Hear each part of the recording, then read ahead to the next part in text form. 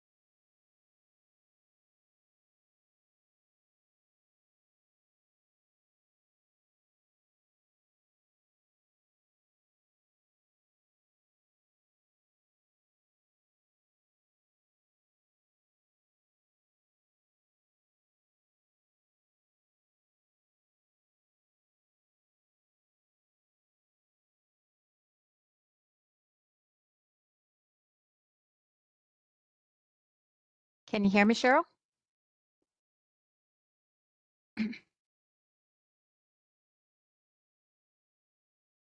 Hello? Are you there? Can you hear me now? I can hear you now. Okay, good. Still getting the hang of it here. That's okay. That's why I figured I'd get on, let you know I was on a little early. We already have an attendee, but I thought I had, no, I guess the last one I did was on a wait list. Oh my goodness. Oh, waiting room or whatever. Okay, Oh, I see your message. I Okay. see it. Excuse me. Well, can they hear us? Yes, I think so. Wasn't sure how this worked. That's okay. Yeah, because I can't, usually I have like a 15-minute delay, but I guess I did not do so to this time. Should I be muted for this? I don't really need to speak. No, it would just be for you and I. Okay. Like right now and then when Michelle gets on, I'm gonna put Notorious. All right. So good evening, everybody. My name is Susan M. Hart Servideo from the Rutgers Cooperative Extension in Ocean County. And I'm missing our co-pilot today, Patty Dixon. However, Cheryl Clero is one of our master gardeners from Ocean County, will be monitoring the Q&A with me. And I want to say thank you all for joining us. We had a large crowd registered for your talk, Michelle. So I'm anxious. I'm just anxious. So I want to introduce Michelle Infante Casella. Casella. Okay. Yeah. Casella. From from Gloucester County, New Jersey, and your specialty is vegetable gardening, if I'm not mistaken. Actually, commercial vegetable production with farms. Okay. Yep. So on that note, I'm going to let you go ahead. I'm so No bad at the hostess, so. And we'll thank take it you from for doing that poll. And Susan still has the poll up for another few minutes in the beginning if you need it. Okay. Thank you, everyone, for joining us tonight. And the topic I'm going to speak on tonight is home vegetable gardening for food, fun, and stress management. And actually, to be transparent, this was a topic that came up at the start of the pandemic and was one of the topics we discussed with families who were home quite a bit during the pandemic. I had written some popular press articles and newspaper articles on this topic, and really was a popular activity during the pandemic when we were all stuck at home. If you had a yard, a patio where you can do potted plants, or just somewhere to get outside safely with your family. So I'm going to show you some pictures of my family and some of the things we do with our home vegetable garden, and also get into some of the details on vegetable gardening at the end of the presentation. So thank you again for coming. And like Susan said, my name is Michelle Infante Casella. I'm an agricultural agent and professor with Rutgers Cooperative Extension in Gloucester County, and I've been in this position for 29 years.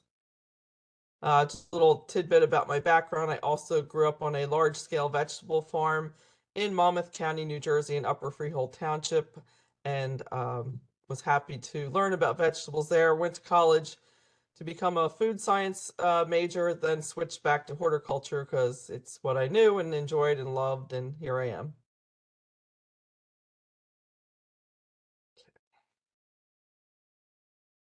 And my screen's stuck. Sorry about that. Here we go. So we were talking about gardening for food, fun, and stress relief. So for food, again, during the pandemic, everyone in the beginning was kind of worried about food security. Since I was a young child, my mother always canned fruits and vegetables, and this was actually a few years ago. This is typical in our household. We can our own tomato sauce. I make pickled eggplant, and we every year make roasted peppers. They tend to be a big thing in our household. And for those of you who've probably learned a little bit about nutrition, peppers actually have more vitamin C than does citrus fruit like oranges, lemons, and grapefruit. So if you're looking for a vitamin C boost in the winter time, it's sure nice to have these red peppers in our pantry. And If you're looking to learn more about canning vegetables out of your garden or from farmers nearby, Rutgers actually has a food safety home food preservation website. I have it listed here through the Family and Community Health Sciences program. So again, this was during the pandemic. This is my family in our backyard. It was Tomato Sauce Day. This is an annual event, usually in the middle of August, where we get boxes of red plum tomatoes. We wash them, we cook them up, and then we put them through a processor. That's actually third generation in my husband's family that machine comes from. You can buy them online, or you can actually just use a blender if you wanted to blend it up. We season it all together, put the garlic, olive oil, herbs, and cook it down so that we can just pour it out of the bottle like ragu, like you would buy off the store shelf, already pre-made. So we do about 50 to 60 jars a year, and it becomes a real family affair. And I'm hoping my sons and their family someday continue this tradition. It's not only nice to have, but it's also fun and relaxing, and has become a tradition. So that's gardening for food and gardening for fun. I have to admit, these pictures are actually my father with my youngest son on the bottom there and my oldest son on the top, who's now 22 years old, in my father's vegetable garden. It just was a joy whenever my parents were helping us watch the kids. They were always out teaching them how to garden and out and getting dirty and having fun. So for young children, it could really be a learning experience. It really helps them to build some life skills and have a sense of security. They're planting and eating their own food. We find through garden programs that if kids are growing it, they will try it and eat it more than just putting it in front of them. So it really reinforces some learning concepts.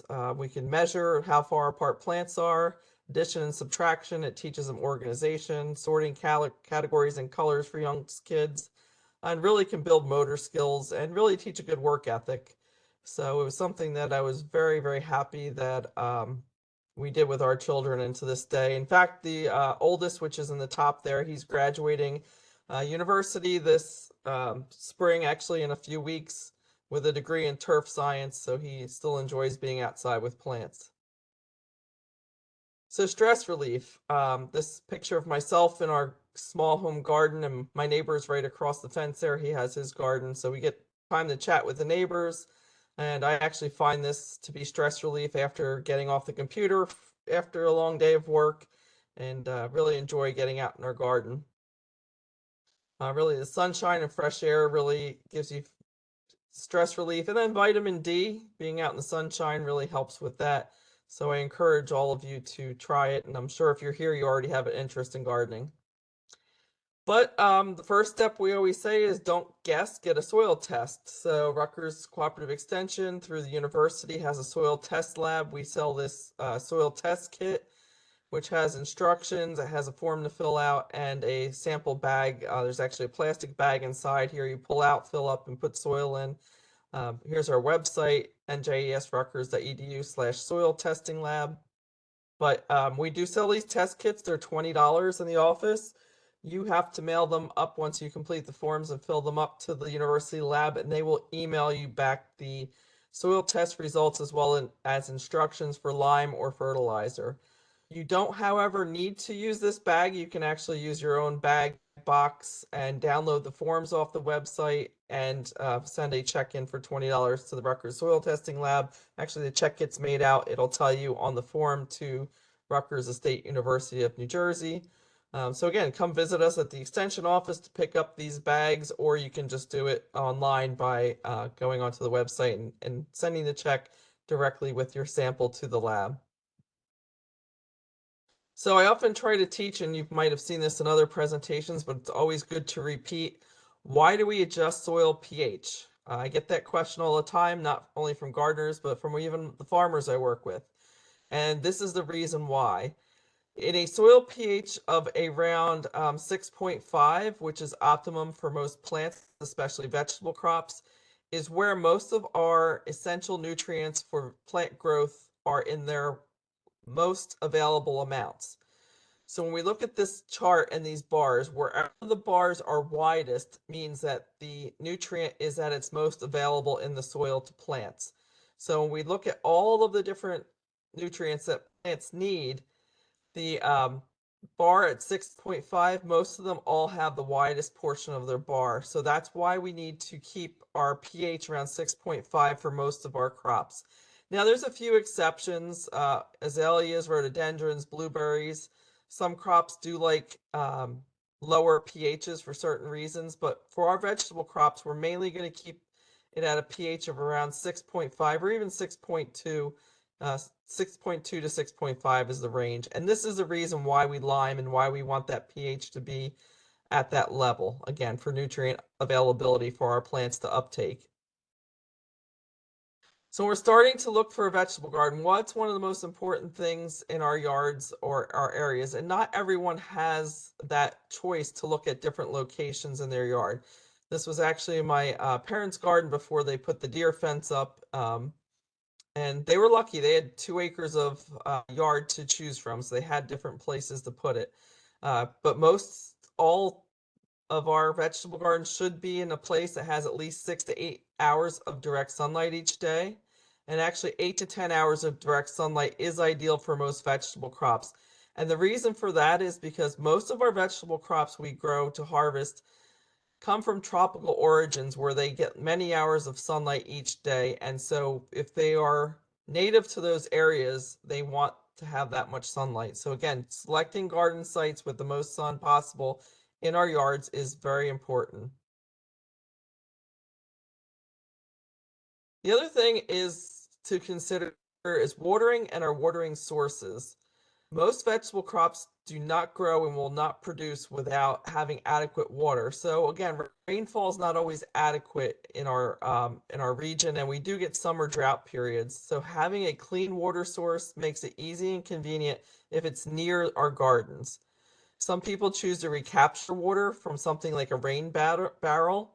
But when we're harvesting vegetables that we're going to eat, this is actually discouraged due to plant pathogens that might be present from bird droppings, maybe squirrel droppings on the roof of your house, or other contaminants. So it's really important if you're going to grow vegetable crops not to use that rain barrel water. Maybe use it for your ornamental plants that you're not eating, but we really discourage it for vegetable crops.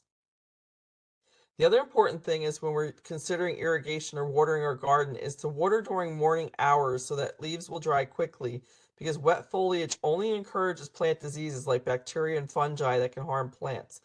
So when you have a disease organism in the garden that can affect the crop or the host plant, it doesn't actually cause infection unless you have the correct environment. So by keeping leaves wet, you can create that correct environment.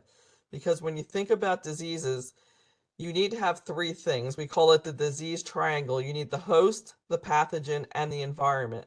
So in this case, if we don't keep leaves wet for a long period of time, we don't create that environment that helps fungi and bacteria flourish.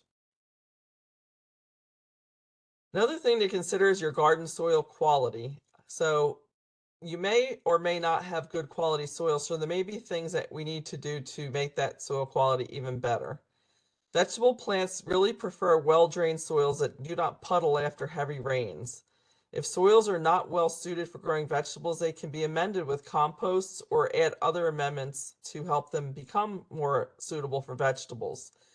If the soil is unacceptable, creating raised bed gardens is another way to have an alternative garden bed if your native soil isn't very good. And you also want to choose areas that are free from any potential contaminants, like areas near sidewalks that might have ice melts or ice treatments on them, or areas where runoff from the road, the water that runs off the road during heavy rainfall, may accumulate and get into your garden area. There may be things like motor oil or even antifreeze or other contaminants on that road surface that can get into the water and run into your vegetable gardens, which isn't always a nice thing. The other thing is making sure, even though we said find the best place with good sunlight, but if you can, if there is a good place with good sunlight and a water source, having the garden near your home will encourage more time for the garden. It won't be far off and you won't have to make that long trek out. You'll have more weeds pulled, more vegetables harvested, and the plants will be watered more often. If you could see the garden and it's right there for you to work. Again, if it's off in a far spot, it might be neglected and you don't always see it. So again, if it's possible, have it as close to the house as possible. The other thing that's really important is having wildlife or pet exclusion. Fences work best to protect from deer, rabbits, and other animals, and the size of the fence really depends on which size of animals you're trying to keep out. At the top there, we have a 3-foot wire fence made out of chicken wire to keep smaller animals out, such as rabbits, and currently my 10-year-old beagle, that's enough to keep her out of the garden.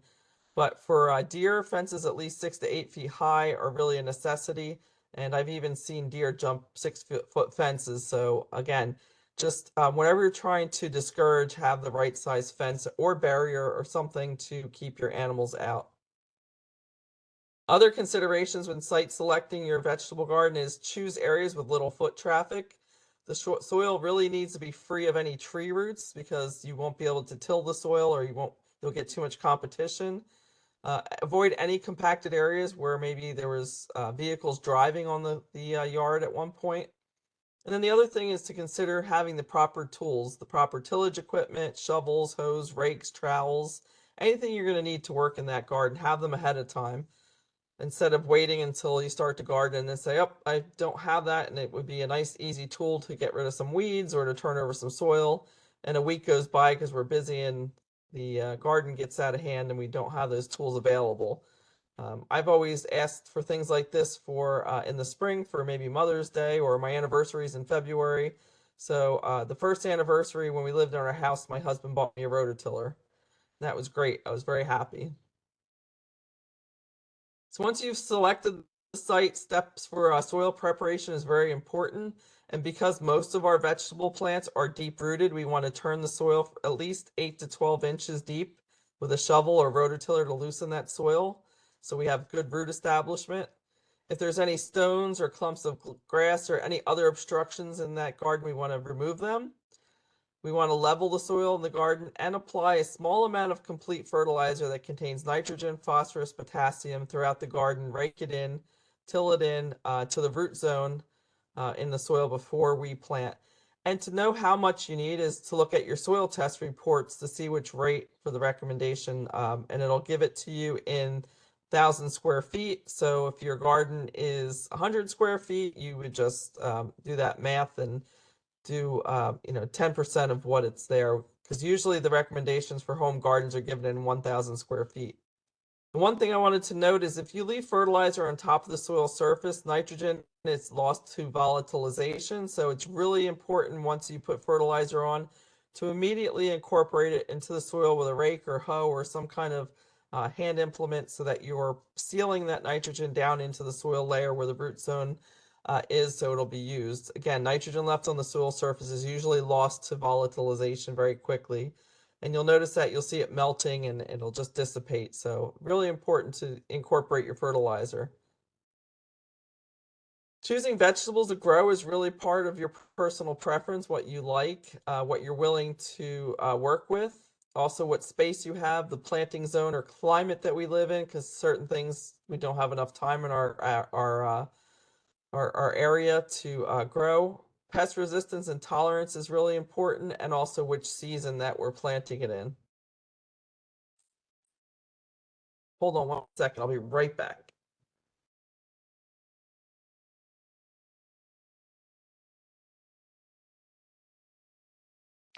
So if anybody, I know that there was a question in the chats. This is Susan Emhart Servideo from Tom about the rain barrels. And I will ask Michelle about the rain barrels, about not using rain barrel water that's coming off the roof in particular, I believe is what the question was. Sorry. Yes. Yes, Susan. So when it's on the roof, if you have bird droppings and the water runs off with the bird droppings, you can actually get salmonella in the water. The other thing you can get is, if you have any droppings from a squirrel in the gutters, again, you can get E. coli in the water. So when we're talking about using rain barrel water for vegetable gardens, it's not a great idea, especially because a lot of our vegetables we will eat raw, or if you have children out in the garden with you, they may, just pick them and eat them right there. So I'd rather not see us use any water that could have contaminants. So it's really important just to use your tap water or your spigot that, is potable water usually. Good question. So we do have a fact sheet at Rutgers when you got your soil prepped, or even before actually. I like to always order my seed during the winter so I have it in hand when it's time to plant. So we do have a Rutgers fact sheet that has mail order vegetable seed sources. You can look and see, all the online or mail order places you can go and get seed. It's really important to confirm with them that they have the seed in time for spring planting. And the other thing is to buy seeds from a reputable company. Seeds can be viable for a few years, but for best results, just buy what you need for that season and get fresh seeds each year. Now, if you do have any leftover seeds, it's important you can either put them in the freezer, believe it or not, or you can put them in the refrigerator, and that'll actually help keep the viability. When we have seed banks where we keep historic seeds, they're always kept in freezer conditions. So it won't hurt them, it'll keep them dormant, and then just take them out and use them quickly after you take them out of the freezer next year if you're saving any seed. So when do we know when to plant? So a lot of times on the plant tag or often the seed packet that it comes will give you instructions, but we do know that there's certain groups of plants that are called cool season vegetables, such as leafy greens, kales, lettuce, spinaches, broccoli, radishes, peas. These are usually planted in late March, early April. Early spring planting and late summer harvests are onions and white potatoes. So again, we usually plant those very early around St. Patrick's Day. That's when we can plant our peas as well. There's a lot of cool loving crops that need that type of cold weather actually for some of the initiation. And I'll talk about some of these crops a little bit later individually. Then there's a timing, what we call our mid-spring planting for summer harvest, our tomatoes, eggplant, peppers, squash, cucumbers, melons, and others. These are all need to be planted after the threat of spring frost. So usually mid-May in our region. May 15th is usually our frost-free date. And then if you're an avid gardener and you're going to keep your garden in one space for a long time, you might want to consider some perennials, such as strawberries, asparagus. If you're really into strawberries and rhubarb. Rhubarb is another plant that's a perennial plant that'll stay around for quite a while. And then I didn't list it on here, but horseradish. If any of you are into fresh horseradish and you can grind it and preserve your own, if you like horseradish, that'll stay around for years as a perennial crop in your garden. Just be careful with that one because any root pieces will just keep growing and you can actually become a weed problem if you want to move from that area to another. They kind of hang around for quite a long time if you have any root pieces left in the ground. Setting up the garden's important, not only finding the right spot in the yard, but finding the row orientation to prevent any shade or competition. Row spacing requirements for each vegetable plant is really important too, and considering the use of trellises, stakes, cages, or even fence lines to grow some vegetables, to have them be upright will save a lot of space. So again, if you don't have a lot of space, growing them in an upright position rather than allowing them to sprawl on the ground is really important. And then personal preference, grow what you like to eat. If you don't like lima beans, don't grow lima beans. Choose crops with the effort level you intend to dedicate to your garden also. Some plants take more dedication than others. For instance, those of you who have grown zucchini squash know that you're not going to leave that house for a week and then come back and expect to have those nice small tender zucchini squash. Instead, if you leave them for a week, you'll be coming to harvest baseball size bat squash. So again, just knowing what effort level you'd like to use in your garden. And again, if space is limited, and just plant what's hard to find, things that you must have that you like that are hard to find in the marketplace. And according to space, make sure you realize the potential growth of certain crops and how large that plant's going to be at its maturity. Spacing requirements can be found on many seed packets, tags, or seed catalogs. And again, if you have a 10 by 20 garden, you don't want to grow pumpkins because they grow huge and they can take up your whole garden. So this picture here I show, there's very small transplants of peppers that are getting ready to go out in a field, but realize that one pepper plant could be up to 3 feet wide. So it's really important to know the capacity of space that each plant needs in the garden when you plant it. The other important thing is to look at our planting zone and our climate, understand what we call the length of time it takes to have the vegetable come into maturity for harvest. And this is denoted on our seed packets as something called days to harvest. So from when we plant that seed until we can harvest it, it's a generality of how many days. Now, if the weather is cool or the plants are a little droughty and don't get enough water, they might not grow to meet that exact day. So we might have a week or two, give or take, when that maturity might come on. We can sometimes offset the season or temperatures by using what we call season extending structures or row covers to help warm up the soil or warm up that environment around the plant. And most of the vegetables we grow in New Jersey may need some larger transplants to mature in our climate, but we can grow most vegetables that we tend to like to have in our region. Some tricks of the trade with farmers, they may use something called floating row covers, which is in the top left there. But you in the garden can take a gallon jug from a milk container or even gallon water container, cut the bottom off and use it as a small little protection cover for at night if we're going to get cool weather. Or even if we're going to get heavy winds sometimes and you don't want wind damage to small plants, you can put that jug over top. You notice that the cap is off that jug because it can get very hot in there, so that the cap is left off to help vent it so it doesn't stay too hot. Then in the middle center there, you see farms using plastic mulch. Plastic mulch is hard to come by for small gardens, but you can actually use trash bags. Trash bags come either in white or black usually. I've even seen silver. And you can cut them up to make a plastic mulch that helps keep moisture in the soil, helps with weed control, and you can make your own plastic mulch that way. The other thing is staking or trellising. So in the bottom center there, you see a field of tomatoes with stakes and strings, but we tend to use in the home garden a lot of times cages. You can buy the fancy cages that are already in a circular pattern, or you can buy fence on your own and make your own cages, which I prefer because it has larger squares that you can put your hands in to harvest the tomatoes versus some of those tomato cages have smaller squares. Notice though on this that we have some posts because as the plants grow large and we get windstorms, they can tip over. So adding those posts to those cages is very important for stability. So pest resistance and tolerance is another consideration when picking crops to grow in your garden. So growing season really can influence pest pressure. We tend to have more insect and weed pressure in the summer or late fall. And cultural practices, this is a way we grow plants, can be changed so that we can help plants grow better and also can help with pest tolerance. So using staking or raised bed situations where we don't grow the plants on the flat surface, we actually mound up some soil will help.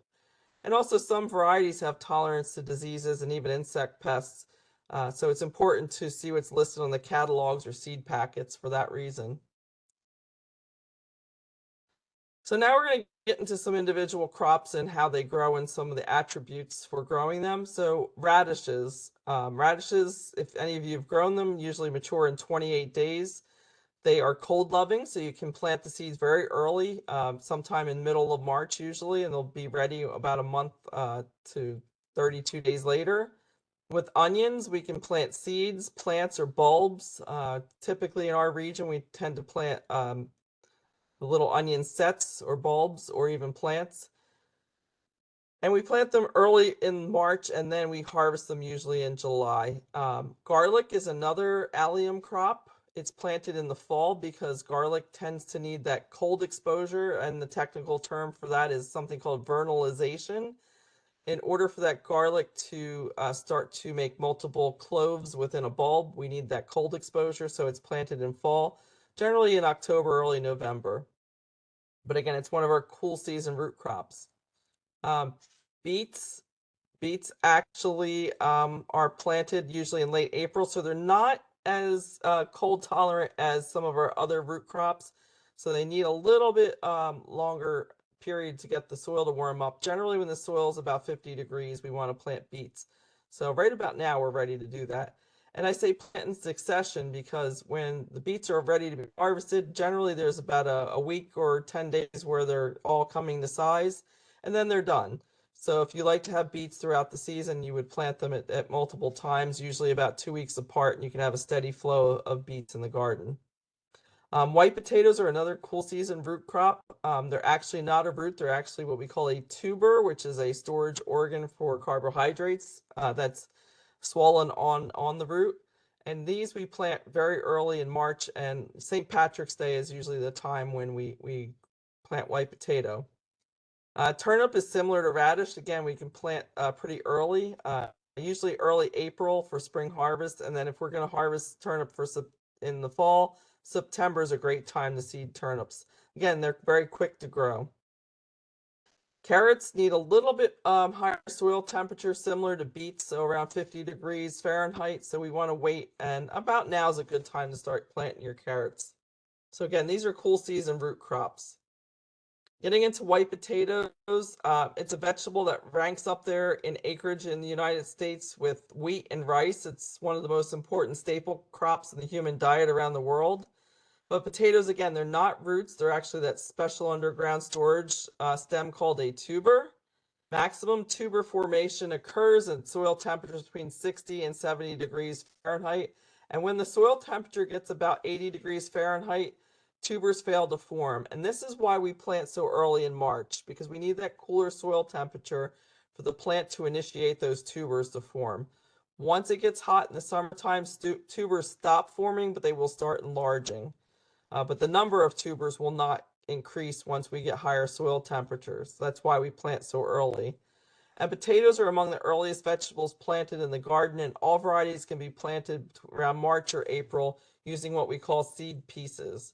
So you can buy seed pieces, or some people think they can buy potatoes from the store and cut them up to use. However, some potatoes that you'll see on the store shelves are treated with something called a sprout inhibitor, which is just a natural hormone that stops the sprouting process, and those don't do well for planting in the home garden. It usually doesn't say on the bag if they have sprout inhibitor on them, but for best results, you want to buy seed pieces from a seed company. Here's white potatoes being planted with the seed pieces. So rather than true seed, we're actually using an asexual method where we're cutting up the tubers that have an eye on them. So each piece should be about 1 to 1.5 to 2 ounces, and at least one good eye on each seed piece. We plant them 10 to 12 inches apart, and then we cover the row in the furrow about 1 to 2 inches deep.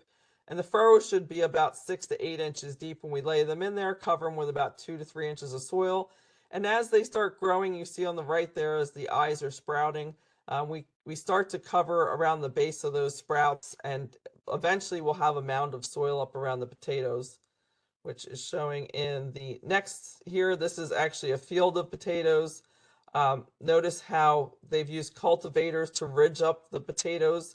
And you can do this just using a hand hoe and pulling up the soil from the middles of the rows and putting it up around the edges of the plant. We do this because as the roots are growing and the tubers are developing, those tubers can start heaving up out of the soil. So we want to mound the soil up around that plant so we don't get any of those tubers exposed to any sunlight. Again, this ridge may become pretty high, up to 4 to 6 inches by the end of summer, but we always want to apply enough uniform moisture while the tubers are developing so that they get large size and that the plant stays healthy. Notice you see this plant flowering.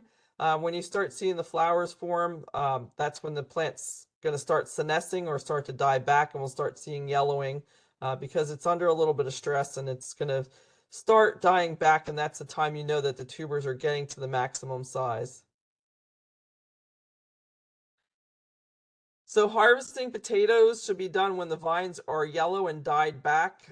Here you notice that the plant's still pretty green. This is just a picture, but you want to wait till a lot of these vines are turned yellow, because the other reason is as the tubers senesce, they'll start getting a harder brown skin on the outside, which will help them store larger when they're in your pantry or wherever you're keeping them.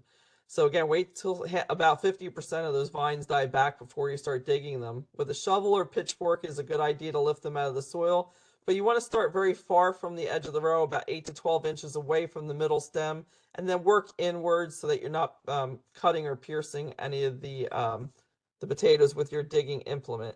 And when you're using a shovel full of soil, it's good to just flip it over. That'll expose the tubers and you can pull them off of the stems and roots. So that was some cool season root crops, but cool season leafy green crops also can be planted very early in March and April. Spinach works very well. There's varieties that overwinter that you can plant in the fall and or in the spring. Either one work fine. It'll be denoted on the varieties when you're looking to purchase them if it's a overwinter variety or a spring variety. If it doesn't say overwinter, that means it's not appropriate to plant in the fall and expect it to live till spring. So that's pretty rare. Although this winter we had such a mild winter that I had Swiss chard in the garden that made it. I just picked it last week actually because we had such a mild winter. With lettuce, we transplant these in mid-March. You can seed lettuce, but it's more successful to transplant in the early spring. Cabbage, same thing. We can put transplants out very early. Broccoli, cauliflower. Although cauliflower tends to be a fall crop because once we get the heat in June or July when it would be mature to harvest, that heat and the moisture inside will actually cause some slime or some rot or bacterial infection in cauliflower heads because it does not like the heat. So usually that's a fall crop that we plant in early August and harvest in October or November. If you're looking into some of our cool season leafy greens, collard greens, mustard greens, certain Asian greens, there's a whole bunch of them. Celery even and Swiss chard is fine to plant early in the March season. Lettuce is fairly cold hardy. It'll tolerate frost, cool weather, and it's a vegetable that thrives when we have daily temperatures between 60 and 70 degrees Fahrenheit. And we plant this early in the spring or late summer if we're going to harvest in the fall. At high temperature, growth is stunted and leaves may be bitter when we have lettuce that's under high temperature, and the seed stalk might form and elongate rapidly. So we want to plant these only when we have cool temperatures for harvest. Some types and varieties of lettuce will withstand heat better than others. So when you're looking at the seed catalogs, look for ones that are heat tolerant or slow to bolt. Bolting is that term that's used when the flower stalk comes up. And we want to have lettuce that will have in the fall, but the problem is we have more insect pests in the fall. Here's different types of lettuce: leaf lettuce, endives, escarole, romaine, iceberg, and other specialty types, and soft butterhead. The two on the top right, endives and escarole, tend to be a little bit more bitter, and they tend to be what we call our cooking lettuces. You might know escarole from Italian wedding soups and other dishes that are cooked. So can be eaten fresh, but tend to be more for our cooking. When you plant lettuce, you have to be very careful because it is shallow rooted. So if you're pulling weeds or hoeing or rototilling, you want to be careful not to nick the roots. Lettuce roots are very shallow, so they want to be watered often if you don't have rain that keeps them wet. And if you don't water them enough and it's too dry, you'll start seeing brown edges on the tips of the leaves because they become dehydrated. However, you don't want to overwater because you can lead to disease infections that harm plants, especially the lower leaves will start to rot if you have too much water in the soil. When you harvest lettuce, it can be cut whenever they're large enough to use. Baby lettuces are pretty popular, so if you want to harvest when they're small, you can cut every other plant in the row at ground level. It'll give more space for the plants you leave behind to grow and to expand. Leaf lettuces can reach their maximum size in about 50 to 60 days after planting, whereas butterhead varieties or head varieties tend to be 60 to 70 days after planting. And romaine varieties have a more upright growth habit and form a long, medium, dense head. So these can be planted a little bit closer together than our sprawling or spreading types of lettuce. And iceberg lettuce really should be harvested as soon as you have heads that are firm. I'm going to stop right there and see if there's any questions, Susan. Perfect. I was just like, do I stop you? A couple of questions came up. There are some general gardening questions that I'm going to let you wait till the end on, but for specific crops, since they're right here. I can hear you. Betty Go. had a, Yep. I'm sorry. I can hear you. Go ahead. Okay. Betty had a question about kale overwintering. I'm pretty sure I answered it, but overwintering kale from that it overwintered this season. When should you pull it out or should you wait? I mean, is it still edible? But I'm assuming it's more like your lettuce Yeah, question on that one. actually kale, because it's a brassica crop like cabbage, it is still edible. The issue is because it overwintered, kale and anything in the cabbage family is considered a biennial crop. So when it's a biennial, that means if you leave it to keep growing this spring, it's going to flower. So you won't keep getting the leaves. You can harvest whatever is there. It's fine to do so, but I would yank it out and plant new this year. It's still edible, not going to hurt you. Wash it off. There's probably no pests on it because they froze over the winter. But again, I would pull it out because it's probably old. The stem's probably getting woody by now, and again, because it's biennial, it'll start to flower when we get hot temperatures. So yeah, yank it out, eat whatever you've got there, and then reseed new or replant new. Okay. Yep. You had a couple potato questions. Are you going to talk about fall harvest or fall gardening at the end, or I guess one of the questions came up. I'm going to go through different crops and whether or not they can be planted in spring or fall, not necessarily fall planting. Okay. Someone is asking about yellow potatoes. When should you start them for a second fall harvest? Oh no, there's no second fall harvest. You must plant potatoes no later. Like we're getting pretty late to plant potatoes in our region. So St. Patrick's Day until probably like the third or fourth week of April. And for the reasoning that I mentioned, that the tubers do not form once we get soil temperatures above 75, 80 degrees. So if you think about how warm the soils get in the summertime, if you plant them too late, they will not form tubers. So you have to plant them early because that soil temperature of 60 degrees is optimum for tuber formation. So yeah, plant them early as you can from St. Patrick's Day up until the end of April. That's about it. And like I said, if you plant them too late and the soils are too warm, you will not get that tuber formation. That's a good, I always wondered why my potatoes were always so small, but I always started them a little later than I should have. So, There you go. and the last question, one of the last questions, specifically on vegetables or on fruit, cold nights. So it's customer, sorry. Somebody had asked about the cold night temperatures. Should you still water for your potatoes, when we're getting these oddball temperatures up and down with the colder nights? Yes, so temperature really has no effect on the soil moisture. You want the soil moisture regardless if it's cold or warm. I understand the question a little bit because people say that wet soils actually will cause the environment around the plant to be colder and cause cold injury. But with these plants that are cool loving, that's not the issue. The issue is if the soils are too dry and you let that go, especially when there's a young seedling or a young plant forming, that's the most tender or the most critical part of when it's growing. And if we let it get droughty, it can actually die or they can become so weak that they're not going to really produce. So definitely not overwatering, but definitely adequate watering is very important. So it's hard to tell, right? Because we've had all this wind the last few days and some sunlight. But if you stick a trowel in the soil or a shovel and look and see what the moisture level is right at that area of the root zone or where we've seeded, and the moisture is adequate there, then we don't need to water. But again, you want to check that soil moisture anywhere around your root zone or where that young plant or young seed is, and make sure we have adequate water there.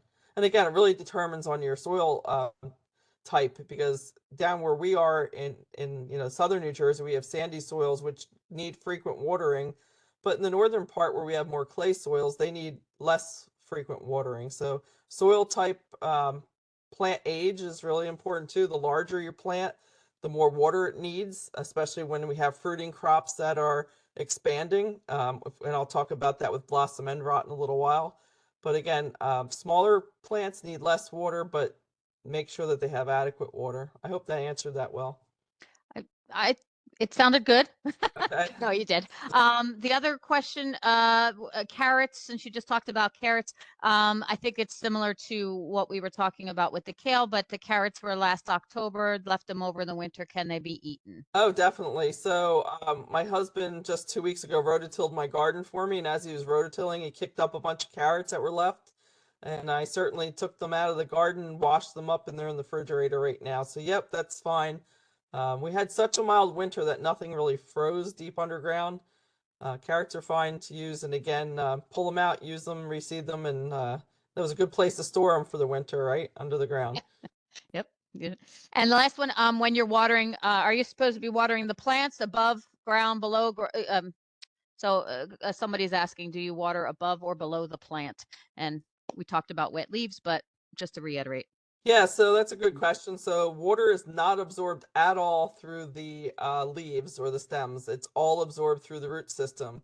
If you have the ability to use drip hoses or soaker hoses right near the root zone, that's a great idea if you can do that and keep that foliage dry. But if you don't have the ability of a sprinkler to irrigate or to water your garden, then that's your only option. Just make sure you do it in the morning time if you can. Just so those leaves don't stay wet overnight. But yeah, it's only absorbed through the roots, so watering on the ground is the best thing if possible. The one thing I want to talk about, I'll talk about it with tomatoes and blossom end rot, is to water deeply, that make sure that the water gets to the root zone. I often get questions that, oh, I water every day, I don't know why my plants aren't doing well. Well, they might have gotten the top of the soil wet, but they didn't get the water down to the root zone where it needed to be. So that's where it really needs to be, like 4 to 6 inches down at least. So what I say is water infrequently, but water deeply, and not every day. And again, it depends on your size of your plants, the soil type, what we call transpiration rates, if there's a lot of wind and sun. Again, just watering, I can't say water once a week or water every other day, because that's not a good thing. Using a timeline is not as important as paying attention to the soil moisture, the weather conditions, and the size of your plant. Okay, I'll let you continue. Okay, thanks, Susan. Yep. So now we're going to go over what we call our cool season legumes, or what we call bean crops. So peas definitely, same time as planting your potatoes, St. Patrick's Day. I don't know if how many of you are familiar with fava beans. I grew up with them. My father loved them. He grew them all the time. It's an Italian bean. I think there's other ethnicities that like fava beans, but same thing. They like the cold temperature as well and can be planted St. Patrick's Day. But then we have some other peas that need at least 50 degrees Fahrenheit soil temperatures, like snap beans, our green beans, wax beans. And then also our lima beans, black-eyed peas, and any other beans besides peas or fava beans really want to wait until the soil temperature is about 50 degrees. I'm going to wait until the first week of May to plant my snap beans, just to be sure, because we do get some cool nights still. Even though we've got some warm temperatures right now, it's going to be up and down, I think. So for best success, the worst thing you could do is plant them too early. They sit in the soil, we get a lot of moisture, and then what happens is there's not enough temperature for them to germinate, and then they just rot in the soil. Or in my case, sometimes birds will dig them up, or my squirrels in my yard dig them up. So you want to plant the optimum time with the optimum conditions so they germinate quickly and they have a rapid growth rate, and they establish very well. So other than peas and fava beans, everything else we need to wait a little bit for other types of beans in our garden. Snap beans. I love snap beans in the garden, and one thing I tell everyone is to decide how much effort you want to put into growing snap beans. Whether you're going to pick a bush type variety or a pole type green bean. I tend to like the bush beans because they're erect without support. They're a little bit shorter. They yield very well. They yield just as much almost as the pole beans. And again, we don't have to put them up on supports or trellises. It is nice to have pole beans. You don't have to bend over as much. They're easily harvested, but again, they take a little bit more effort to establish. Typically, years ago, we used to call these string beans, and the reason was there was a large string fiber that came at the seam of the pods, but plant breeders bred out that stringy type texture in there, so now we call them snap beans without the string, because the newer varieties we now grow don't have that fiber string in them. Again, we've got to be very careful with these beans. They're sensitive to cold temperatures and frost, so usually we want to wait until about the first week or second week of May when we don't have threat of frost to plant these beans. We want to seed all varieties 2 to 3 inches apart with at least 18 to 24 inches between the rows in our garden if we're planting multiple rows. For pole beans, we want to go a little bit wider because they tend to be larger plants, 6 inches apart with 30 to 36 inches between rows. Or you could plant them in hills. I tend to like planting the bush types in rows, and I'll often plant 2 rows next to each other, about 18 inches apart, because they'll support each other if they have 2 rows next to each other. Or I have to say I do cheat sometimes with my bush types and do stake them a little bit with some string so they don't fall over. It just makes it easier to harvest. But with the pole beans, it's a lot of effort because they can grow up to 4 to 6 feet tall and will trellis up that high. Seeds of most varieties tend to crack as they germinate if the soil moisture is too high. So what I mean by that is the two sides of the bean will crack open and it just weakens the plant. So we don't want to overwater these. So what I say with planting snap beans a lot of times is seed them and then water them very well at planting, and then don't water them again until after they've germinated and started poking up through the soil. Because if we keep it too wet, it really disturbs the seed and cracks the seed, and it doesn't grow very well. So again, never soak the beans. I've heard people say, oh, should I soak my bean seed before I plant it? No, do not do that. Just plant them dry and then water them heavy and then wait until they germinate again and start growing, and you see them poking up out of the soil if it's dry and you need to water again. When we harvest snap beans, we harvest them when the pods are firm and crisp and fully elongated, but you want to harvest them before the seed pod starts to swell and you can actually see the seeds inside. Then they become very tough and often bitter with the seeds, so pick them when they're very tender. Pick them when they're dry, and this is true for all your vegetables in the garden, just so you don't spread any fungi or bacteria diseases. Again, you want to harvest when they're dry and not wet. I'm going to be careful not to break the stem. So just grabbing those beans and pulling them sometimes could actually uproot the plant or break a branch. So I like to use two hands where I grab the beans with one hand and I hold the stem with the other so that I'm not yanking the plant out of the ground or, again, breaking those brittle stems that they're on. And the bean plant will continue to form new flowers and produce more beans if they are continually removed from the plant and if you keep the plant in good health by not breaking the branches. So you can harvest beans for a period of about 5 to 6 weeks if the plants are kept healthy, well watered, if they're fertilized about midway through their life again, and again, as long as you don't break stems or branches. So those are some of our cooler season vegetables, but now I'm going to get into the warm season vegetables, and all of these need to be planted after the threat of frost, and typically around May 15th. Now I'm going to tell you, we do cheat a little bit with some of these vegetables because you can use covers, plastic covers, or, I talked about using the cut up milk jugs. So that gives it a little more protection. You can probably plant them a week or two earlier than this. And then using plastic mulch too will help warm the soil and the environment around them. So again, getting those trash bags out or finding some kind of cover to warm up the soil. So again, these are the warm season, summer loving plants: cucumbers, tomatoes, peppers, eggplants, squashes, melons, corn. I put an X next to that and I'll tell you why in a minute. And then if any of you want to get adventurous, you can plant sweet potatoes. And what we plant with sweet potatoes is something called slips. So we talked about white potato where you do the seed pieces.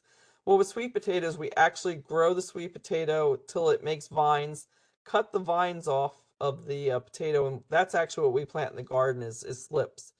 That's a pretty cool thing to try.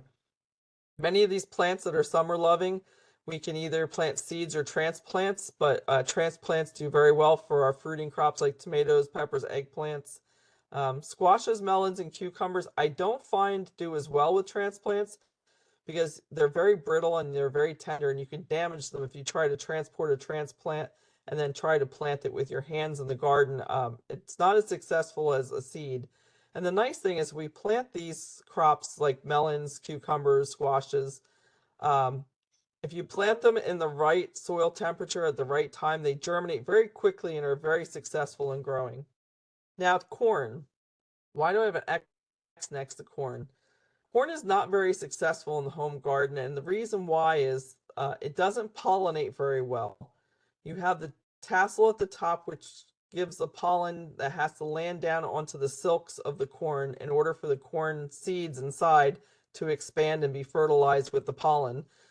So the top part is the male part, which is a tassel. The bottom part, the silks, are the female parts. And because we usually plant these in single rows in a garden, the wind will push the pollen away from the plant and it doesn't land on the silks. And you'll wind up getting corn that has kernels inside that are missing. So it's not a great idea to grow corn in the garden for that reason. And that's why I say leave it up to the farmers and go support your local farm market and get the corn, because they're growing it in blocks and in large areas in the field where the pollen really works well. The other big problem with sweet corn is there's a lot of worm pests in New Jersey that gets on sweet corn. So in the garden, you're always going to be fighting having a lot of extra meat in your corn in the garden. So again, leave it up to the professionals. I never recommend corn for the home garden. If you don't believe me, try it and let me know how it works, because I've just never been successful myself with corn in the home garden. So tomatoes, let's start off with them because they're the most popular garden vegetable in America. Everyone wants fresh, ripened tomatoes out of their garden. The quality of the fruit picked in the garden when they're fully ripe and red really surpasses anything available on the store shelves that is often picked when the fruit isn't all red. We're lucky in New Jersey that we have farmers that pick at what we call vine ripened stage. So we can get local tomatoes that are tasting good in the summer, but there really is nothing better than picking that really blood ripe tomato off of your plant and bringing it in the house in the summertime and to eat. Tomato plants are tender, warm season perennial. They could be perennials, but we grow them as annuals because of our season. But where they are native to, they keep growing and growing as perennials. Spring and fall freezes really limit our outdoor growth season for tomatoes. And the other thing is to make sure you find out if your varieties are either determinate or indeterminate. And I'll tell you what that means. So this is a research trial we did years ago at one of our Rutgers research farms, and we looked at determinate and indeterminate tomato varieties. In this picture, you're going to look and you're going to say, Michelle, you've got stakes that are tall and you've got stakes that are short. So what we did is where we had what we call the indeterminate varieties, we put 8-foot stakes, and where we had the determinate varieties, we did our shorter 5-foot stakes. The word indeterminate means nothing more than there's an indetermined height at which these tomatoes can grow at. With determinate varieties, there's a gene inside of them that was bred that there's a determined height that they're going to stop growing at, or what we call almost like a self-pruning plant, where it just stops growing, which is very nice for farmers because they don't deal with the jungle of tomatoes that we may get in a home garden when we grow what we call indeterminate varieties. So my choice, unfortunately, the variety I like to grow for cherry tomatoes in my garden is an indeterminate variety. And we use 8-foot stakes in the garden, and soon in July they top out and I start having to move branches around to even walk through the rows. But we typically liked in the commercial agriculture industry to use our determinate varieties, which are much shorter and easier to handle. And just because they're a shorter plant doesn't mean they yield less. They actually can yield more in certain ways with more fruit set. So here's determinate versus indeterminate tomatoes. So if you look at the top left picture there, that's a determinate variety. And one of the attributes of determinate tomato varieties is the large clusters of fruit set. Whereas if you've grown very tall varieties of tomatoes, which we call indeterminate, you're not going to get these large clusters of fruit. You're going to get fruit here, there, and everywhere. And then they tend to be a little bit smaller fruit with some varieties, unless you're growing some of the bigger varieties like Brandywine or some other of those varieties. But I've grown Ramapo, I've grown the Rutgers tomato on these tall stakes. And again, they're indeterminate varieties that have smaller fruit. And quite frankly, there may not be as many fruit on these plants as the determinate varieties that have these large clusters of fruit. So for that reason, I usually choose to grow the determinate varieties in my garden just for space and less hassle with the tall stakes. So some gardeners transplant their tomatoes after the soil's prepared for the spring gardens, and we do this because it could be a high risk of damage from freezing or frost. But if you're going to plant them earlier than before the frost is not a threat anymore, you want to make sure you cover them. Some people use old thin sheets of plastic, trash bags maybe, and like I said, if the plants are still very small, those milk jugs work great with the cap off. So again, make sure your plants are planted when the soil is warm and after the frost-free date. And remember, the space required depends on the growth pattern of the variety and the cultural method. Again, if you're staking or tying or using cages, just make sure you're leaving enough room for those to be implemented in the garden. When you care for your tomatoes, initial fertilizer pre-plant's really important. And then depending on your soil type is if you're going to need an extra dose of fertilizer. And usually what we want to do is put fertilizer after we see the first fruit set and after they reach a size of about a quarter. If you put too much nitrogen fertilizer on before we have fruit set, you actually can keep that plant what we call a vegetative mode, and it'll just keep producing more and more leaves and stems and not send any flowers or fruit. So it's really important to wait until you have fruit on the plant that are at least the size of a quarter before we put any more fertilizer on. Usually, like I said, a quarter or even the size of a golf ball is when you want to put your nitrogen on. Nitrogen is very important not to over put nitrogen fertilizer. And then in sandy light soils, which I know in Ocean County you have too, about 3 to 6 weeks later, again, depending on how your plants are looking, you want to put one more shot of nitrogen fertilizer down before the end of the season. If the weather is dry following these applications, it's important to water the plants thoroughly to get that nitrogen to move down into the root zone, and also so you don't get salt accumulation around the root zone. Don't get fertilizer in the leaves. If you do, just rinse it off with some fresh water so the salts in the fertilizer don't burn. And whether you're using granular fertilizer or liquid fertilizer, it's still important to water it down or to even use a hoe or a tines or something to mix that fertilizer into the soil so it doesn't dissipate or with nitrogen volatilize into the atmosphere. So getting into another warm season vegetable, peppers. Peppers definitely do not tolerate frost or cold soils. And again, if you try to plant them too early and we get a lot of cold, they kind of just sit there and they don't start to grow. And that's when we can get some problems when the plants are under stress, especially cold stress. With peppers, 18 to 24 inches apart in a row and at least 4 feet between rows is really important. Peppers thrive really well in well-drained soil that are fertile and supplied with a lot of moisture because, again, when those fruit are setting, they act as the suction for where all the water and nutrients are going. So the rest of the plant needs to supply that. So having adequate water and fertilizer is really important. Using a starter fertilizer before transplanting or in the transplant hole really helps to work, and I usually do that using liquid fertilizer. You can do that with all of your transplants pretty much, just not overdoing it, maybe making it a very weak solution, not what it calls for on the instructions, but about half of the instructions, half of the amount in the instructions, because young transplants have very tender roots that can be burned. And then again, just like tomato, after you see the first flush of fruit set, then it's time to add a little more fertilizer to keep that plant growing and to have energy for the fruit to set and enlarge. And again, making sure we have a uniform supply of moisture is essential so those fruits can enlarge, and especially during the harvest season. During dry periods, we need to adequately water, but again, don't overwater because we can encourage root rot or other diseases. Sometimes we have high dry winds and dry soils in the summer, which can cause abortion of small immature fruits or even flowers. So again, making sure we have adequate moisture and watering will prevent any of the fruits from aborting or even flowers from aborting. When we harvest peppers, any size desired is important, but you can often squeeze the pepper, feel that it's firm, usually 3 to 4 inches long, firm and green. If you want them to turn a color into maturity, say let them get red, you'd have to leave them on longer. But know that too when you're selecting varieties, what color they turn when they're at maturity. Some may be orange, yellow, red. We have purple varieties. Again, whatever your heart desires.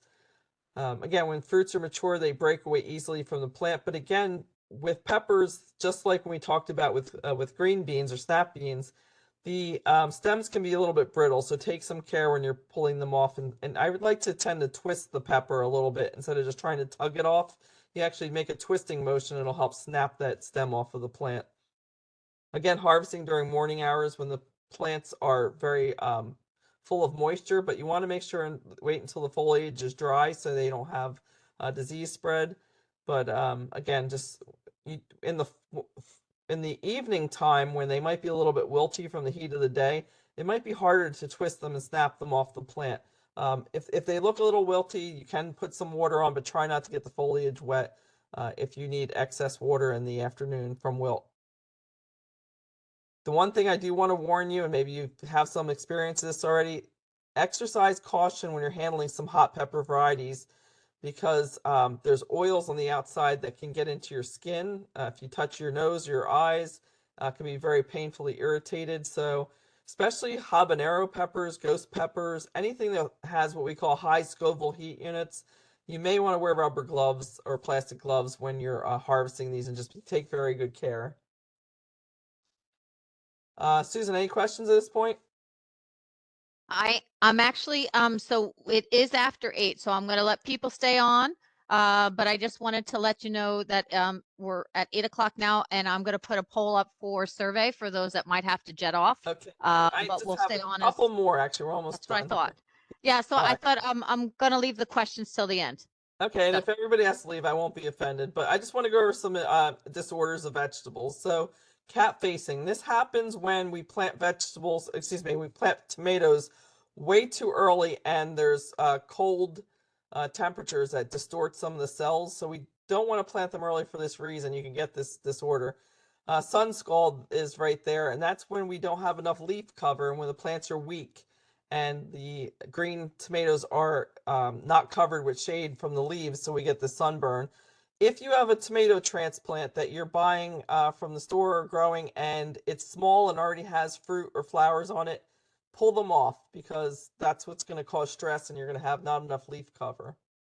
Nitrogen deficiency is when the plants look very weak and very yellow a lot of times, so adding fertilizer at this point is really important to get them to bounce back.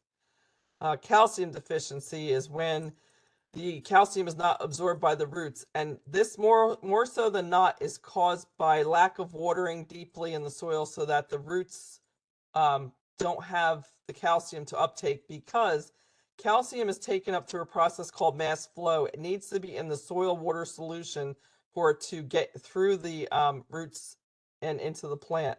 So it's really important to have good water conditions. Your soil test report might have come back with enough calcium, but if you're not watering properly, you're not going to get that calcium into the plant, and you're going to get this episode here called blossom end rot, which also occurs in peppers if you don't have enough water. Here's some more blossom end rot pictures. And then pollination issues. Here's cucumbers that were not pollinated properly. That bee did not visit enough of the flowers. So with our squash, pumpkins, cucumbers, melons, there's separate male and female flowers on the same plant. And that bee has to go to the male flower, then go to the female flower at about 20 times in order to get enough pollen transferred so that we don't get this problem here where the seeds were not pollinated and the fruit doesn't form. When the seeds aren't fertilized and pollinated, what happens is they don't give off the growth hormone for the rest of that fruit to form. So that's when we get these knobby looking cucumbers or squash because pollination didn't occur. So that's about it. Thank you, Susan, and I'll answer questions now if you'd like, or whenever the poll's done, whatever you want to do. Yeah, the poll's still going. It's got 2.5 minutes, but we had some questions early on. Judy had asked, we were seeing a lot of hands going up and or not going up, but saying congratulations and they loved it, the programming. But Judy had a question about tilling. You know, we talk a lot in the community about no-till or very little tilling. And so our question is that destroying the structure of the soil because you had said to till and incorporate? That's a really good question. Actually, my graduate degree work was growing no-till broccoli. And no-till works great for transplanted plants, not so well for seeded plants, unless they're large seeded. Actually, I try to promote no-till pumpkins for vegetable growers or no-till butternut squash. Works very well for large seeded crops. There are a few issues when you're using no-till. The soil stay colder in the spring because as we till it, we're fluffing up the soil tilth and we're adding air, and air can actually heat and warm the soil. So when you're using no-till, you actually keep the soil temperatures colder in the spring, so your planting times might be a little bit later in the spring than you'd like. The other problem we can run into with no-till is certain perennial weeds will stay in the gardens or in the fields because we're not tilling them under to kill them off. The nice thing is that when you use no-till and you have a very thick organic mulch on top of the soil, it does suppress some of our seedling weeds that could come up when we have bare ground soil. So there's pros and cons to everything. So So there are things like permaculture where people, don't till and leave grass strips between the garden sections. That's a whole nother lecture, but yeah, no-till works well for mainly transplanted or large seeded plants, but not always. Most home gardeners will till and start with fresh soil every year. Okay. Thank you. There's a couple, I'm not sure where to go. Someone asked about which I'm not sure if you can answer. Does Rutgers sell plants? I do know that answer to a point, but I guess they were So, looking for Ag not Field Day, specifically right? just. Is it Ag Field I- Day? That's what I'm thinking on Ag Field Day, which is the end of April. Yeah, at If I'm Rutgers not mistaken. campus, our School of Environmental Biological Sciences, Cook campus off of Route 1 in New Brunswick has an agricultural field day, and the Middlesex County gardeners, I believe, sell different types of Rutgers bred and Rutgers grown transplants. Okay. But we Yeah, I tend think. not to want to compete with our garden centers or farmers who sell them. Yeah, because I think Monmouth County has a sale. We have a sale in Ocean County in May, Okay, so and I different know counties. yeah, there's a couple Yep. still, but yeah, not everybody sells Rutgers varieties. But the other question I have for you is square foot gardening. Your thoughts on square foot gardening? So I don't Just get actually know what you mean by square foot gardening. where you're growing really you have literally she has a small space, a small garden, and where they're talking about growing only in a square, vegetables in a square foot Okay, as so you you're go. growing them in like raised beds that are so that's fine. So the only issue with that is you're probably only putting one plant per Correct. area. Okay. Or it might work good for herbs. Now, I don't grow any of my herbs in my vegetable garden just because I want space for all the vegetables. I actually like putting them in pots right at my back door, so as I'm cooking at the stove, I can run out, snip off some herbs or greens, and then put it right into my dishes. So, although they're totally fine to put in the garden, different herbs, I like to just have them right at my fingertips. Or I actually have a separate herb garden right on the side of the house for my perennial herbs that come back every year, like sage and rosemary. My chives and my oregano stay in a perennial herb garden alongside the house where it's protected. But I never have seen square foot gardens, but I'm sure it's a thing. Again, There's the a lot only of thing is books. you only get okay. Mhm. Yeah, you only get one plant per that area, unfortunately. Yeah, I know and it depends on the size of the plant. Obviously, you're not going to be doing watermelons or Right. squash maybe because they're definitely going to get 3 foot. So in a 1 square foot, it's a little tough. So Exactly. The other definitely. thing I've seen, which are pretty neat, which probably would work in a square foot garden, is you take a tomato cage, right? And you put it upside down, and you can grow the cucumbers or pickles, and it'll grow up and stay in that trellis. That's a really neat idea, something I saw in a magazine last year. So go vertical where you can, if possible, to have things grow Definitely. upwards to In a take up home the space. garden with small space, vertical is the way to go. Definitely. Good idea, Susan. Yep. Um, I'm not going to ask about the old farmer's wife tale.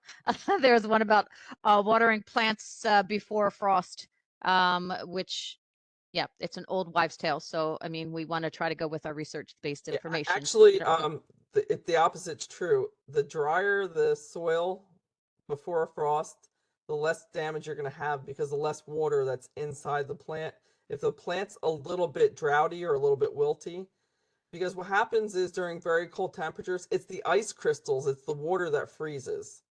Now, there is an old method to prevent frost from harming any crops in the field, but you have to be up very early. So when we have frost occurs, what happens is in the morning, very early before sunrise, when that dew is setting down onto the leaf structure, that's what freezes, right? The dew that lays down on the leaf surface or the plant surface is what causes the frost. You see it on your lawns, you see it on plants.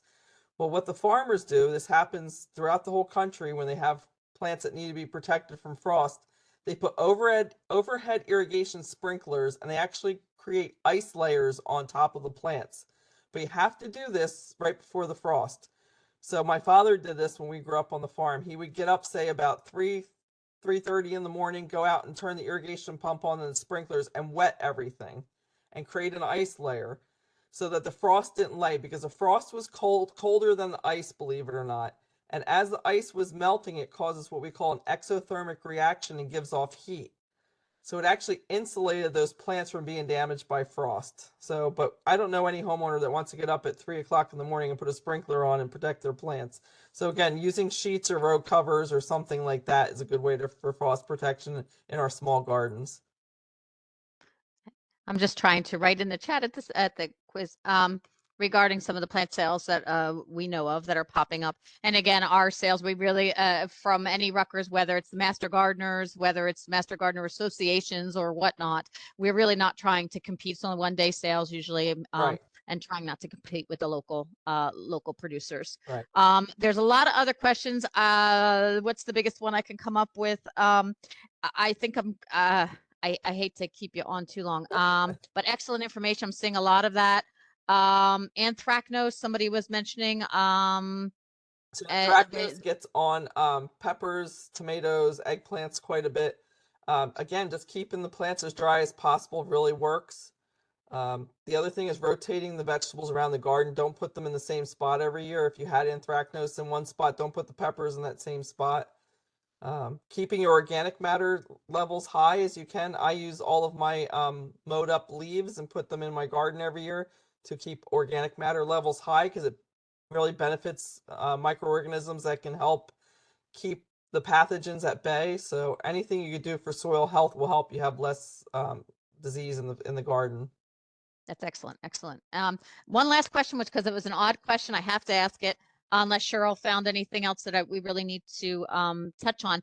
Watercress. One of our Heidi was asking about do you know how to grow watercress by chance? I never have grown it. I think it grows in water. I'm not really sure. I saw something from Florida. Yeah, that's what. Okay. Yeah, that, you know what? One of our new agricultural agents, Kate Brown, is working on some herb fact sheets right now. I'm gonna ask Kate and see if she can find something out on watercress. That's one that really stumps me. I've never grown that before. I'd like to eat it. I've actually bought it in the grocery store. I do like watercress sandwiches, but have not grown it. I bet it probably works well in hydroponic systems. You know what, you probably a little easier maybe without I don't know, because I don't know the temperature requirements either. But one last question, the first question someone asked was, did your mom strain the seeds from your tomato sauce? So the processing machine that we use, that was my mother-in-law's, well, my husband's grandmother's, the way that the tomatoes go in it, there's a sieve that actually takes the stems and the seeds, I mean, the skins and the seeds out. There are no seeds in it.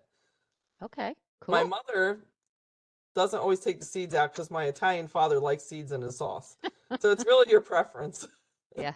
Well, I know for a lot of people, it can be very hard to digest the seeds, and that's where the I think the acidity comes from for people for digestion purposes. Yeah, and then I don't know if this is an old wives' tale or not, but friends of mine say, if you skin whole carrots and put it in your sauce as it's cooking, this carrot absorbs some of the acid. I think the carrot just adds some sweetness to the sauce. Now you discard the carrot after you're done cooking your sauce. Again, I don't know if there's science behind it, but that was another trick of the trade someone told me at one time. I've heard quite a few different types of things too with I can't think of what I was going to say now. Adding sugars and, depending on North Italy, South Italy, yeah. I think it's just like trial and error, and see what you like and try different recipes, definitely, for sure. Well, Michelle, I want to thank you so much. We're getting a lot of people. There's still 100, and I think we topped 179. We have 104 still on. I just wanted to let anybody know, if you anybody that I didn't get to your questions, we will answer tomorrow through work. Patty and myself and Cheryl will be answering those where we can. And if I can't, Michelle, I'll be sending them your way. Just email me questions. I'll be happy to answer them on email. Okay. And then our next program, for those that want to join, is in person. So I know there's a lot of people from all over Jersey, but if you'd like to learn about growing tree fruits in the home garden, we're going to have Megan, I don't know why I'm yelling, I'm sorry, Megan Muehlbauer will be coming on May 21st. It's a Tuesday, and we're doing it during the daytime. So between 1 and 2 p.m. at the office in Palms River, we will be having that. And I think Teresa will be sending, in our office, will be sending out the announcements. So anybody, it's a $5, and the $5 really is to make sure that people actually come. You know, most people will, you know, it's hard to set up things these days if we, for in person. So I Thank want you, to thank you Susan. again. I appreciate You're it. welcome. All right. Thank you, have a everybody good that's night. on. All right. Thank you. All right. Thank you. Thank you, Cheryl, for hanging in there. And we'll see you guys on the other side. Thanks again.